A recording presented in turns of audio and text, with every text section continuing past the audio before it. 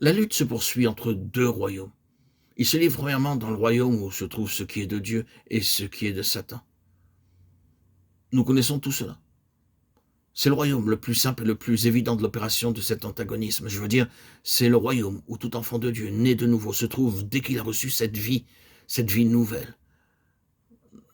Nous savons tous, lorsque nous devenons des enfants de Dieu et que nous sommes remplis de sa joie, que en retournant à notre travail ou de notre sphère de vie dans ce monde, où nous aimerions que tous soient heureux et répondent à notre expérience, nous trouverons au contraire, et avant même d'avoir dit un seul mot, des regards méfiants jetés dans notre direction et une atmosphère lourde de quelque chose.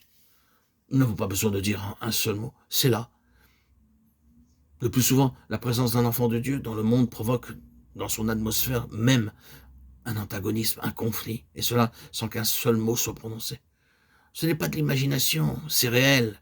Et plus la vie d'âme est forte de l'autre côté, plus sera rapide le discernement de ce qui se passe en nous. Plus rapidement, on arrivera à comprendre qu'il y a en nous quelque chose d'autre. Et plus définitif aussi sera l'antagonisme.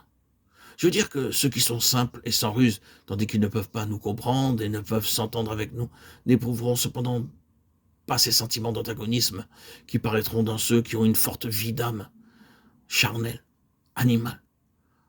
Nous connaissons ce royaume extérieur où l'antagonisme devient manifeste entre ce qui est de Satan et ce qui est de Dieu.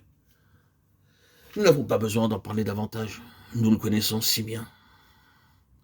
L'homme lui-même est le champ de bataille réel. Il y a cet autre royaume intérieur où le conflit s'élève entre ce qui est de Dieu et ce qui est du moi, de l'ego dans toute sa splendeur. Le fait, c'est que le royaume, le réel royaume de la lutte, c'est l'homme lui-même. C'est là que la bataille fait rage le plus sévèrement.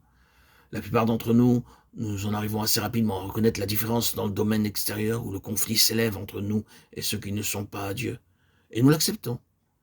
Mais lorsque ce conflit est intérieur, il est très dur de l'accepter, parce que nous ne le comprenons pas. Nous trouvons le conflit en nous, et ce conflit a été provoqué par la présence même de la vie en nous. C'est l'effet de la loi de la vie en Jésus-Christ. Cela peut nous consoler en un sens de savoir ce que c'est, car si souvent, lorsque le conflit devient aigu, le tentateur donne sa propre interprétation à nos expériences, et cherche à nous persuader que nous nous sommes trompés, et qu'il n'y a en nous rien de Dieu. Tandis que c'est précisément parce qu'il y a en nous ce qui est de Dieu que le conflit s'est élevé en nous et que nous sommes devenus ainsi le champ de bataille.